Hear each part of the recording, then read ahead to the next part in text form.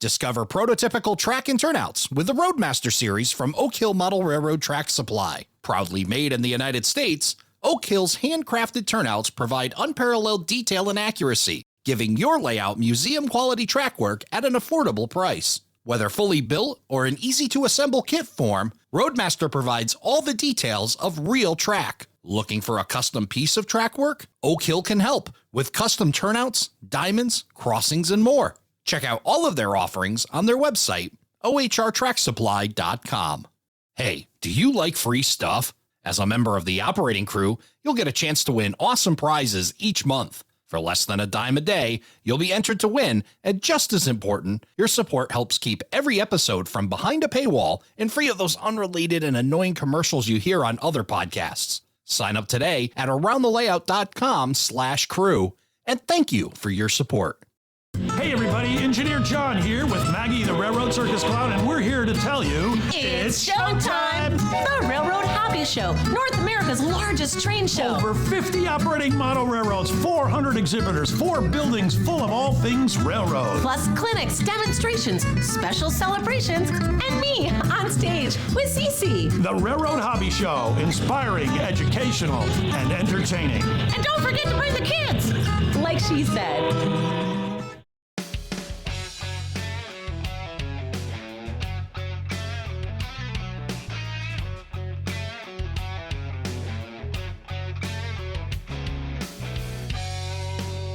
Hello, everybody, and welcome to Around the Layout, where model railroaders come to tell their story. My name is Ray Arnott. So glad you could join us. It's time to start talking about the biggest model railroad show on the entire planet, one we've been talking about oh so often here on the podcast. And joining me to do so, I think you've been upgraded now to engineer, I see, from conductor, maybe based on the latest advertising, Mr. John Sacerdote. John, to see you again, my friend. You're right.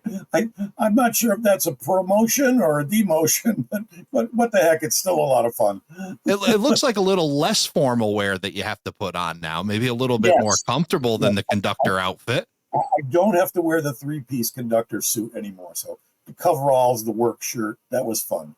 And it was especially fun with Maggie, the Railroad Circus Clown. She actually lived on the Ringling Brothers train for 3 solid years while she was but she's got stories that'll make you die laughing.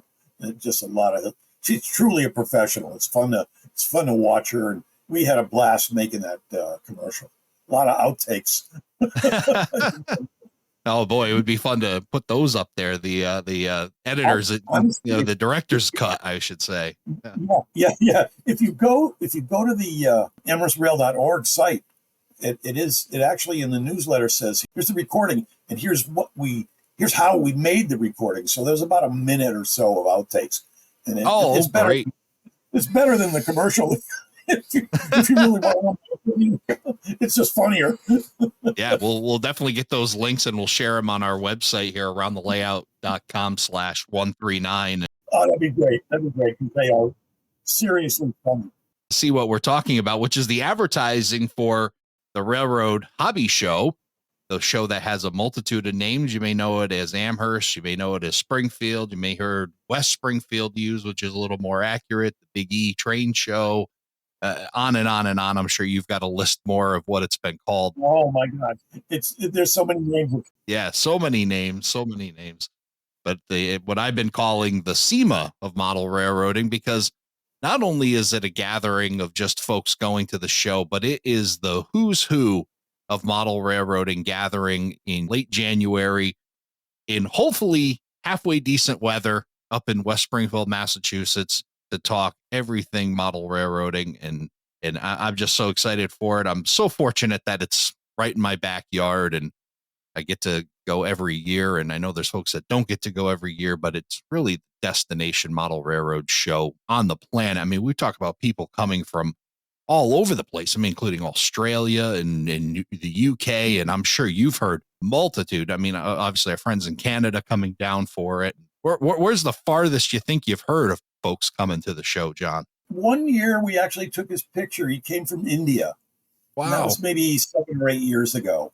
Last year we had 7 or 8 guys come from the Netherlands. Amazing. They had spoke to the clinics. They had gone to both days of the show. This year, we'll see, but I've got new vendors from the UK coming. Amazing. And we'll talk about new vendors in a sec, but there are actually about 30 new vendors this year. Wow. It's funny how I think of the numbers, Ray. I look and I say, oh, we have over 400 exhibitors, and that was true maybe 6 or 7 years ago, pre-COVID. But COVID tended to weed out the guys from, the single table guys from their garages and stuff. And now we've got a lot more exhibitors in terms of manufacturers, et cetera. So what we're seeing is a lot of switching from a table show, not enough to bother me, but people are switching from tables to booths. These major manufacturers want booth space, and because they have these beautiful booths, and some of them are gorgeous booths. And so we're finding every year that people are asking for more and more booth space, which is fine with me. And the people that tend to ask are the major manufacturers. So we're getting a really nice mix of tables, flea market style show, as well as some fantastic booths from new exhibitors, older exhibitors that are sprucing everything up and really looking for better ways to present all this new product release that they have every year. Yeah, and I guess maybe that's where it starts in my mind. We talk about, the analogy I use of SEMA, or, you talk about these big shows. These are Las Vegas style shows. I've been to Con Expo, which is just amazingly huge in Vegas.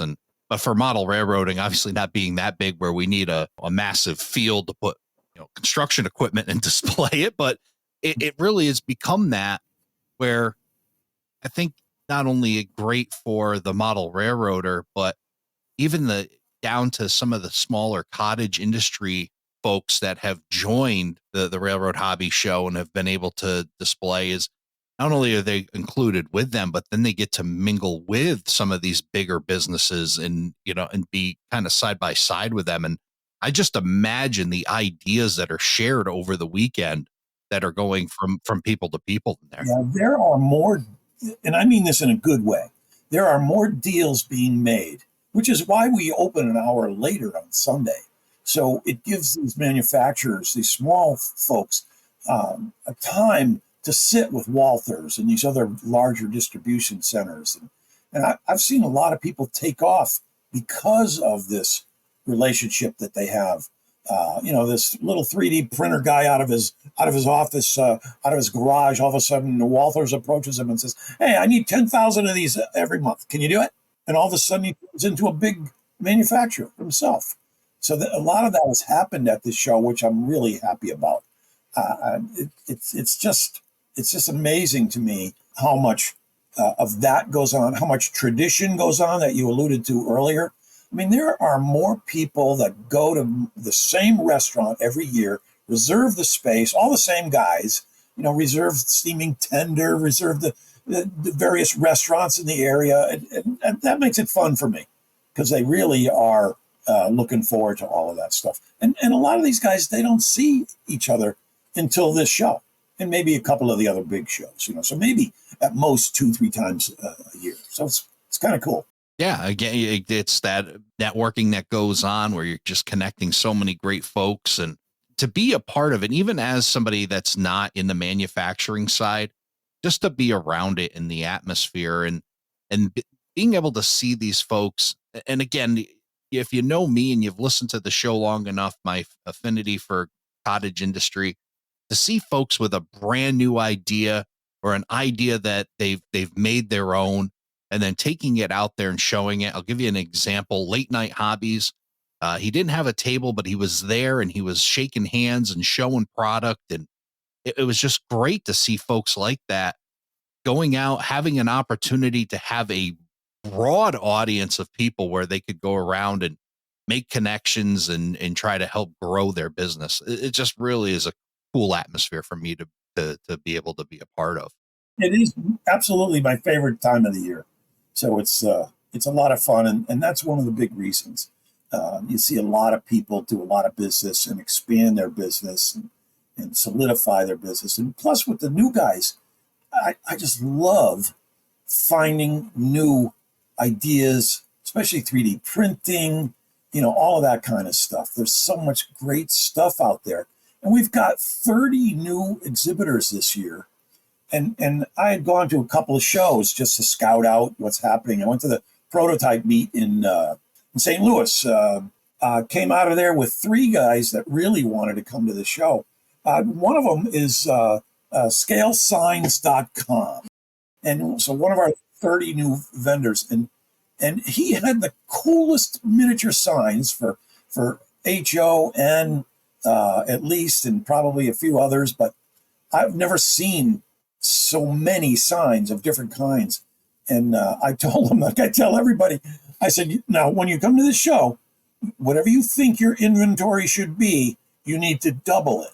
Yes. So he's holding me to my word, but he's getting 6 tables, and he'll be a force to reckon with. And I don't know anybody else that does all these little, side of the road type signs, everything you can imagine. And so that's just one guy. A couple of the others, Pico from the UK, as in the track people, are going to be there for the first time. Oh, awesome. So we're really excited about that. Microengineering for the first time.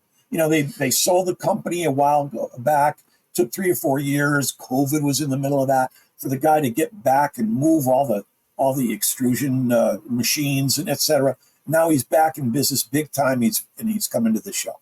Iowa Scale Engineering, with their proto throttles, will be there. LaRose Hat Company, a guy that makes handcrafted, authentic railroad hats. And there's one guy, we're on the rails. This small little company called On the Rails, and he makes railroad socks. And he's got such a cool line of socks. Yeah, I already ordered some because they're so cool. But he's from the UK. So Pico from the UK, and 3 or 4 other vendors from the UK. And for the first time, MB Klein will be there. After they had a false start with Hatton as far as selling, MB Klein factory direct trains came to the rescue and now owns MB Klein, and they'll be at the show. So we're just psyched about how many people will be there. We're looking forward to it. The show, for the first time ever, Ray, has been full since Thanksgiving.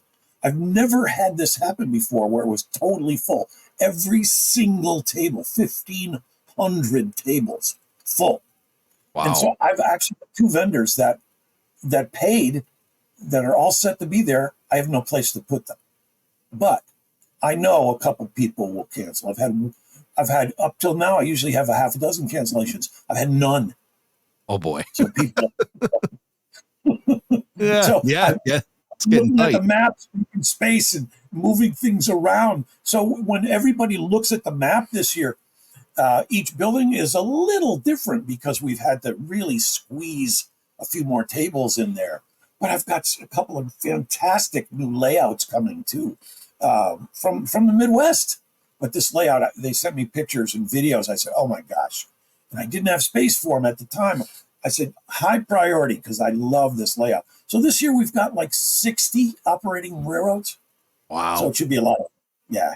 Yeah, I think we talk a lot about the vendors and manufacturers, and maybe, I kind of neglectful for all the operating layouts that are there, because to see it all in action is definitely, especially for folks that are just getting into the hobby or looking for new ideas in the hobby. What a great place, not only to find the stuff to do your layout, but find the inspiration to do it as well. Yeah, exactly. And that's my thing. I go to some guy's layout when I'm feeling, a little bit tired from my layout. I'll go to somebody else's layout and see some really cool stuff.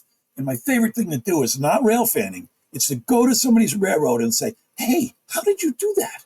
Right. When it looks really great, you pick up these fantastic ideas. That's what I love about your podcast, not to patronize you, but you see all these cool layouts and you pick up some great ideas, and you don't have to leave your house.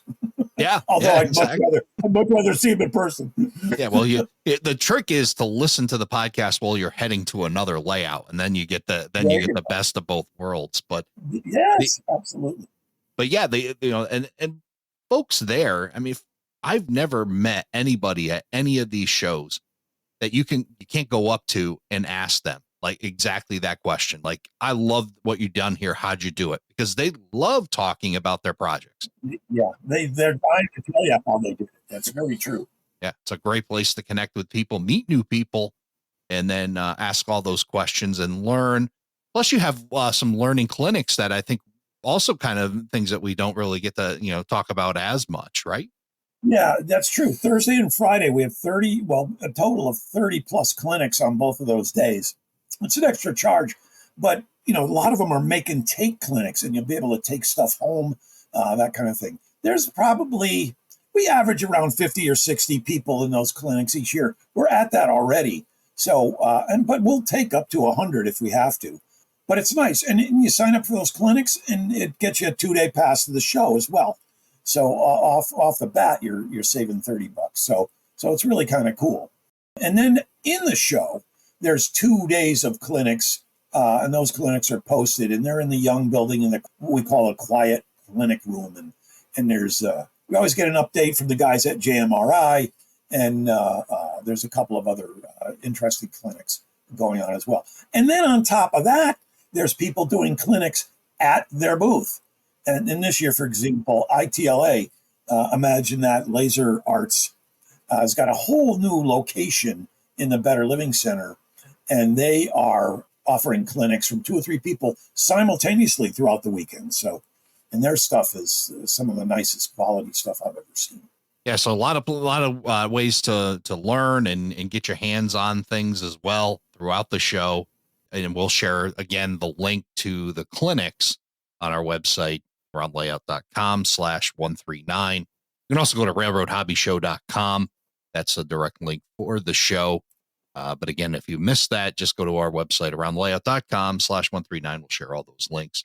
So we've talked about new vendors and all these, and let me stop and just say this, and, to give you credit, it's what makes the show special because you do all this work. I mean, you travel, you do the research. I know you're having an absolute blast. You live the show. You love it to death. I can tell it. It just oozes through you, John. But it's that deep research that you're not just saying, okay, yep, next person on the list. This, and putting whomever. You really have this pageantry, this plan for the show, and you've got an amazing vision for it, and that's what really makes it so special. Well, first of all, thank you. I appreciate that, and I think it's probably just my nature. Number one, if you love what you're doing, it's just one of the most fun things there is, right? Right. You never work a day a lot in your life if you love what you're doing, however that saying goes. But yeah, and I love relationships. I know a ton of people now, and not that we ask for anything, we don't, but just to hear how they started in business and how they grew their companies and stuff. I love hearing those stories. Been there, done that myself back in my computer days, and to hear someone else grow a business and that kind of thing. And there's the reverse of that too. The sad part of this, and it really gets to me, is this is my 22nd year, and every single year, at least one person, one of our exhibitors, has died, and it just kills me because I've known these people. So when you think about it, sometimes it's 2 or 3. So at least 22, 24 people have died since I've been doing this. And it breaks my heart. You call and say, hey, where's your contract? You get their spouse. Oh, Johnny passed away 4 months ago. I didn't even know, because they don't think to call me and tell me. I always offer them space for a year or 2 afterwards in case they want to liquidate their spouse's collections. And about half the time people will take me up on it, which is wonderful. But that's part of it. This is not just a sales gimmick for us. These are relationships, Ray. You're right. I appreciate you pointing that out. And this is all for a cause as well. I know that not only is this just a run like a business, and you do it very well as a business, but this is really for the greater good. Tell us a bit about that. Oh gosh, yeah. People say, "Oh, you must make a mint." Frankly, we do, but that gross dollar amount, a lot of it goes to the folks at the Big E, rightfully so, because they take great care of us. And then we have our own building now, so we have to take care of our building. And we have a garden railroad we're constructing outside, and a club layout inside. But anyways, after all of that, we put a good chunk of what we make at the show and give it all away. So for many years, since I think it's 1991, we've given away, and we're approaching the $900,000 mark. I think if we give away our average amount this coming grant season, we'll hit $900,000. I'd like to be around if we hit $1 million, but that might take another 5 to 7 years. But it'd be great to say, hey, we've given away $1 million back to other nonprofits that have something to do with railroads. So we love that. And I'll tell you, when you call these folks and tell them you just want a $10,000 grant, that's a pretty good, warm and fuzzy feeling. Oh, absolutely. Yeah. And it's amazing the stuff that you guys are able to do with the show and the support. And, and there's other, just the other things that are happening, the support that's going all around. Like I talked about, small businesses growing, you're able to do stuff with nonprofits. It's just a huge lift for the entire hobby. Yeah. Yeah. And you know what my latest kick is Kids on Track, Ray. And it's all about doing everything we can for kids. The future of the hobby, as I see it, right? And there's a lot of people out there that totally agree. We got to do more and more for the kids. So we put on this thing at Union Station in the summer. We used to call it a job fair. And we asked all these clubs to come, set up a layout, no matter what size, and try to get members. And that works. And it's a lot of fun. And we offer train rides on CT Rail. But my most fun that we've been having for the last 2 years is our Halloween ride called Track or Treat. And what happens is you start at Union Station in Springfield. You take the southbound down to Hartford. You get off. There's candy to be had, prizes to be had. It's not always candy.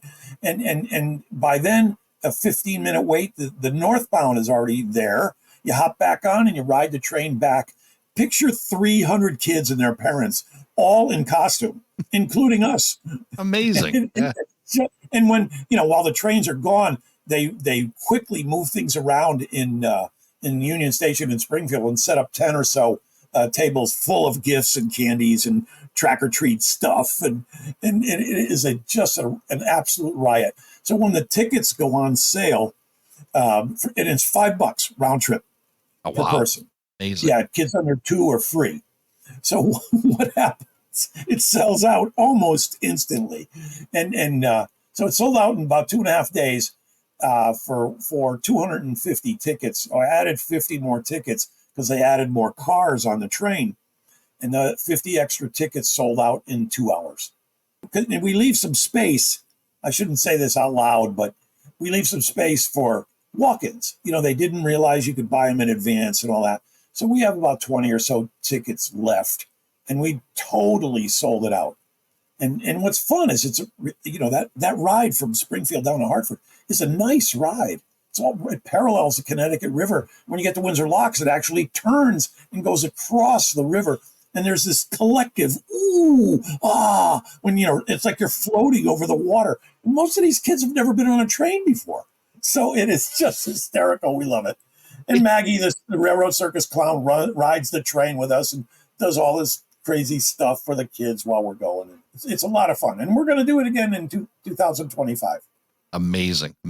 It's amazing that I witnessed it, not through that event, but through others, just how popular the train rides still are. I mean, you've got the Polar Express that runs through Blackstone Valley. You have Essex that does a North Pole Express. Sold out and then, all the time. Yeah, it's crazy. The one in Essex, you better be on the phone at the time, because if you're not dialing the number, you better dial 6 of the 7 numbers just before and hit the last to be able to get in to buy tickets. It's that popular. And it doesn't surprise me that something like you're doing with the Halloween event is as we're doing more. CT Rail is so good to us. They actually are doing a program on the Saturday and the Sunday of the train show. So the 25th and 26th, you buy a special ticket for $10. You could ride anywhere all day that CT Rail rides. And you could buy another one for Sunday, or you could buy a 2-day for $20, and you could ride the trains. And so based on that, we used to have 2 shuttles that went from Union Station to the train show for the people, and it stops at a couple of hotels.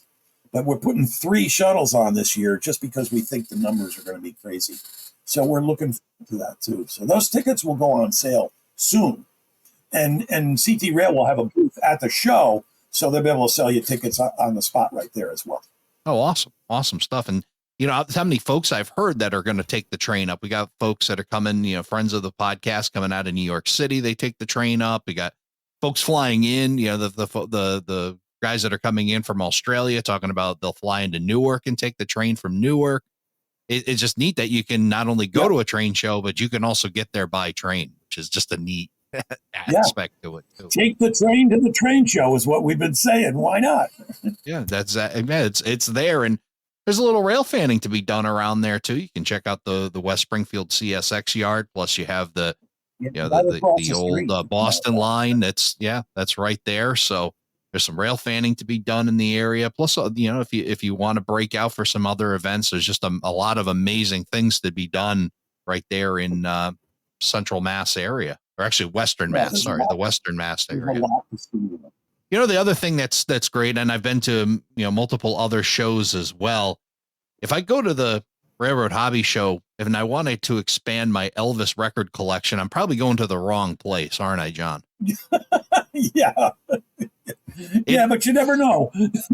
Yeah, but it's you put such detail into that it truly is a dedicated model railroad show. You're not going to see the things that you may see at a flea market or a tag sale. It is for model railroading. Yeah, it's in our contract. It's got to be railroad related, or you'll never get invited in. And you know, there are some causes that I really am very active with.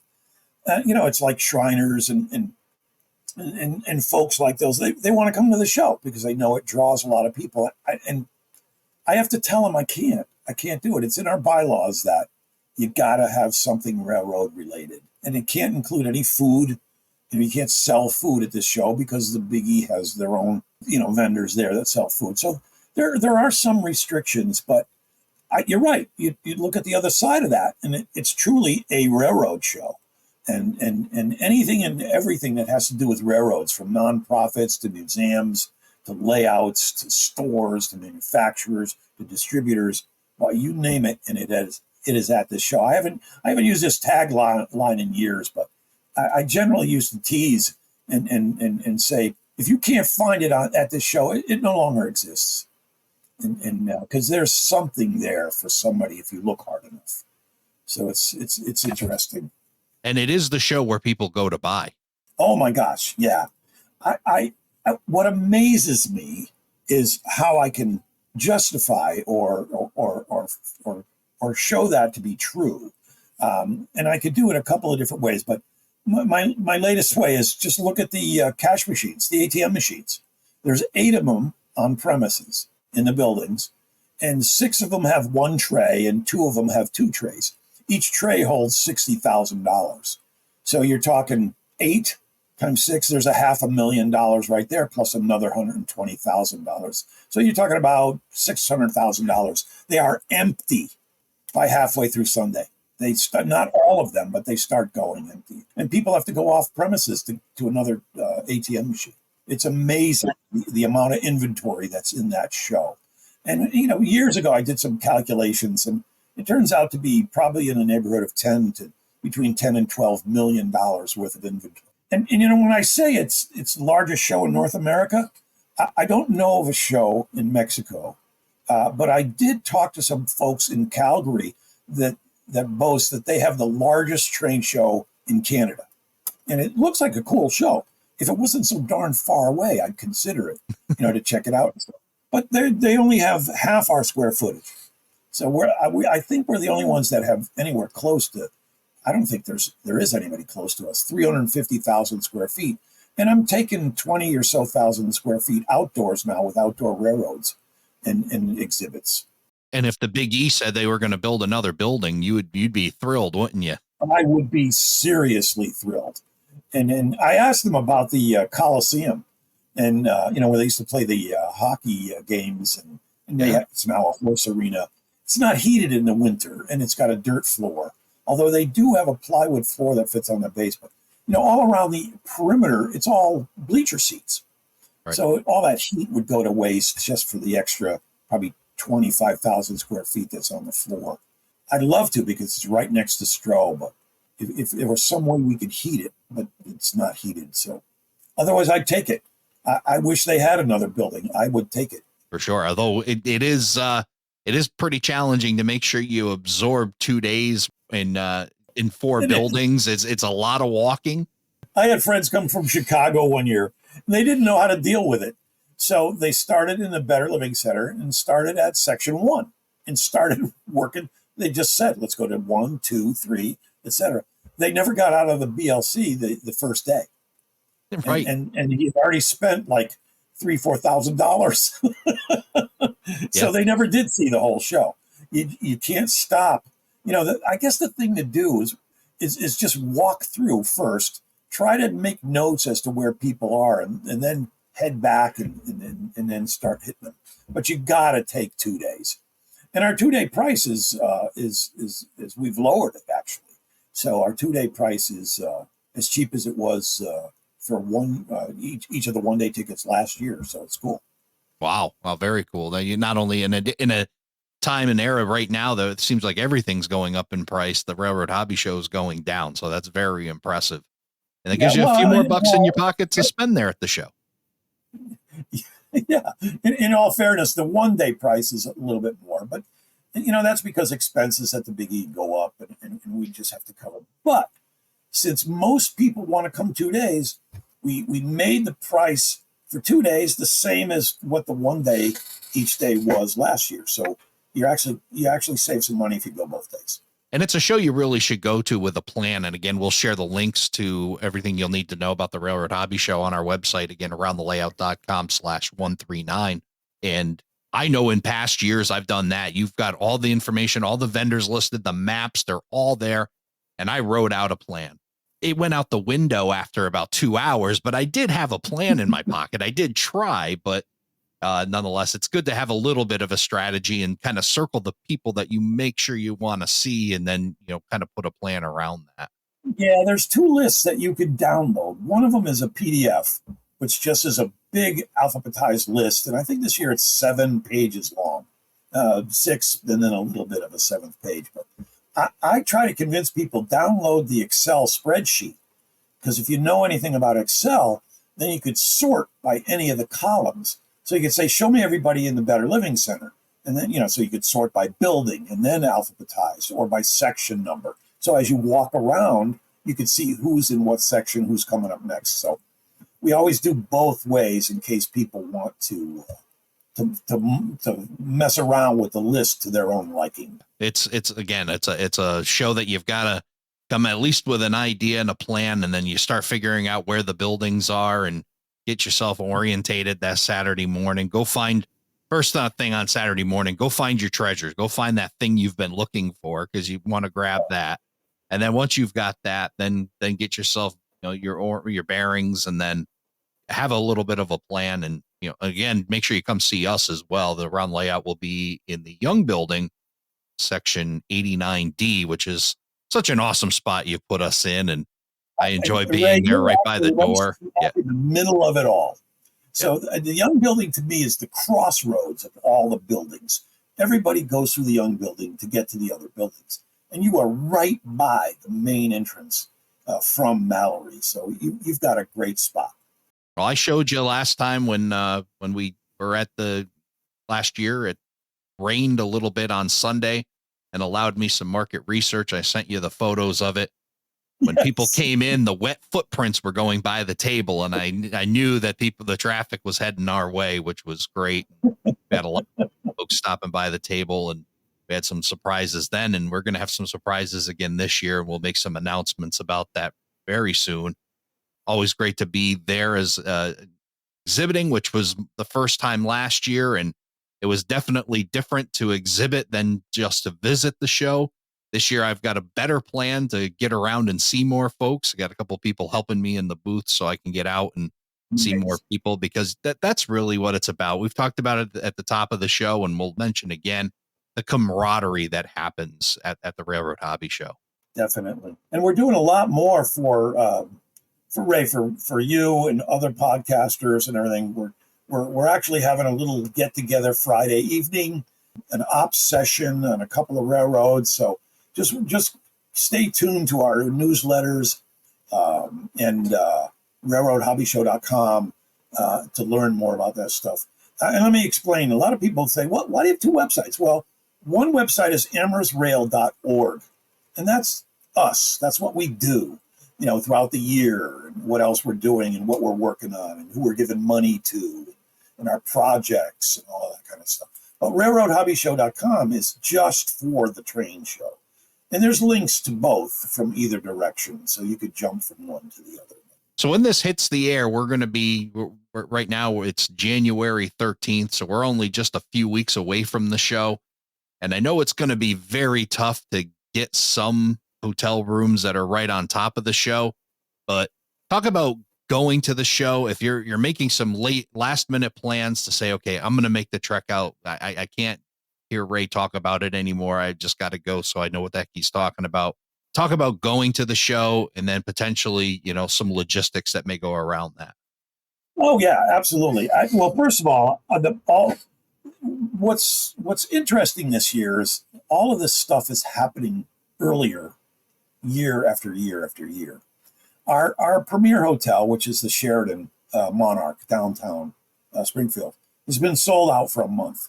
But there are still a ton of hotels. We have like 20 hotels this year, and there's still some rooms to be had. So if you go to railroadhobbyshow.com, up at the top it says attending the show, and then one of the submenus is accommodations in the area. We've already put red banners across those that are sold out, but there's still a ton of rooms that you can have.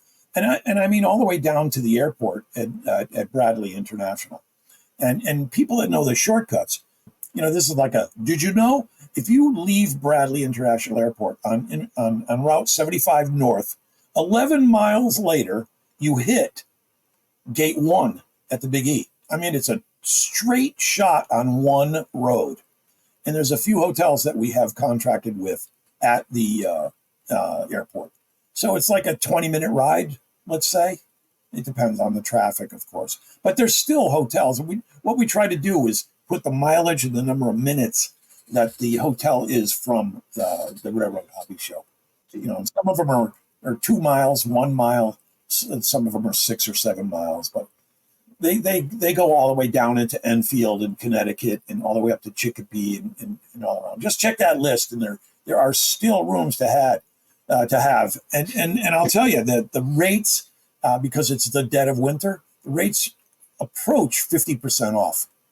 A walk-in rate at the Sheraton, for example, is $279, and we have a $115 rate. Now, I say that, tell you it's sold. Don't forget it's sold out. But there are rates comparable. There's still a lot of hotels where the rate is under $100. So there's still some rooms. You just got to shop hard.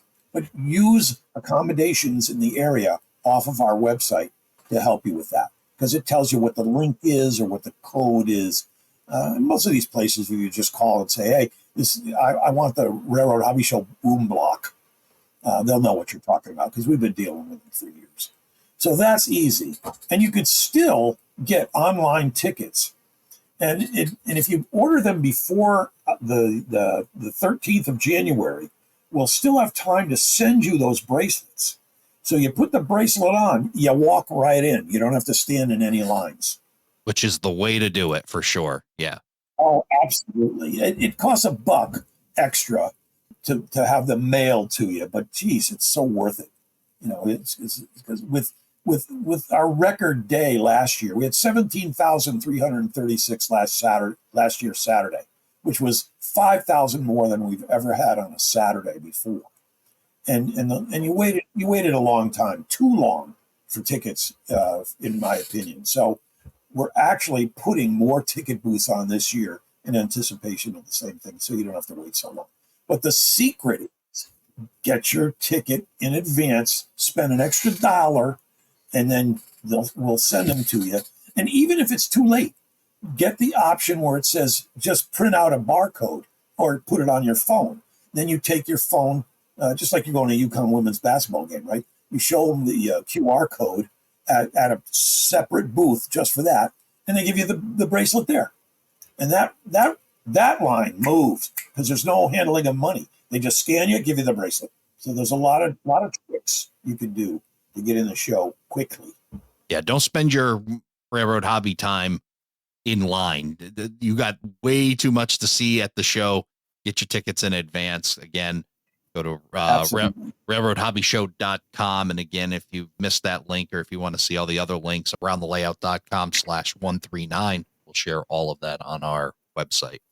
John, we could go for hours and hours talking about this. I know the passion that you have for this show and all the things we've done there. And I don't even think we've really, it's not a show you can talk about. It's a show you have to experience. And folks that haven't been there always question me like, oh yeah, it's just another hobby show. Until you come, until you actually set foot on the property and walk it and be a part of it.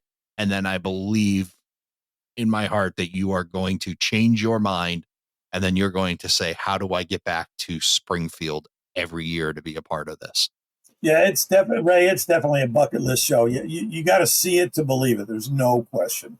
How it ever got this big is just one of the mysteries to me. But it's no mystery. It's no mystery. It's the hard work that you and the folks at the Amherst Railway Society put into this to make this such a special event.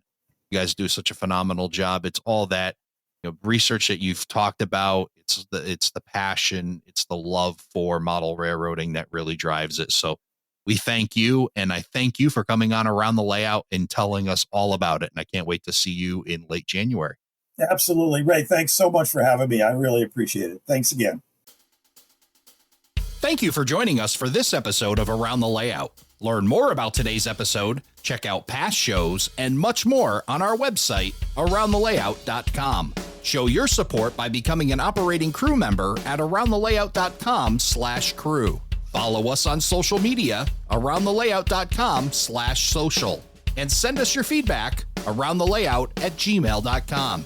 Thanks for hanging out with us around the layout.